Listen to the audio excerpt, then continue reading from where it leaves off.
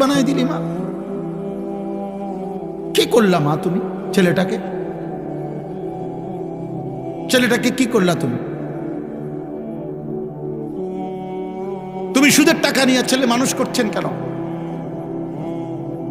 আপনি বুঝের ছেলে বুঝে না। বর্তমান সময়টা তো এমন, এখন আরো বেশি। 4 বছরের বাচ্চা যা বুঝে, আগের দিনে 40 বছরের ব্যাড হইতে এত বুঝতো না মিয়া। 5 বছরের বাচ্চা পৃথিবী এখন যা বোঝে, 50 বছরের বুড়া মিয়াও দুনিয়া এত বুঝে না, দুনিয়া এত বুঝে না। অতএব আমাদের এই সচেতনতা ভীষণ দরকার।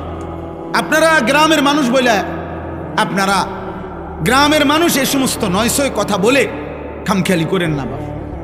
আমি অনুরোধ করছি, এই বাপ, গ্রামে থাকেন আর শহরে থাকেন, সম্পদ কম থাকুক আর না থাকুক, অভাবে থাকেন আর প্রাচুর্যে থাকেন, মৃত্যু আসবেই, কবরে যেতে হবেই, আখেরাতে মুখোমুখি আল্লাহর হতে হবেই, আল্লাহর মুখোমুখি হইতে হবেই, মালাকুল মউত আমাদেরকে নিয়ে যাবেই। এই আমি আপনাদের সামনে কোরআনুল কারীমের যে আয়াতগুলো পড়ছি, এই আয়াতগুলো আমি একটু ব্যাখ্যা পরে করতেছি, আগে তর্জমাটা শুধু শুনেন, তাইলে আপনি বুঝবেন। শুধু অনুবাদটা শুনেন আল্লাহ কি বলেন।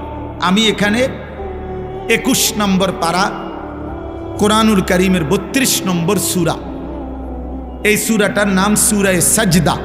এই যে আমরা যে সেজদা দেই, বুঝেন নাই? এই সূরার নামই সেজদা।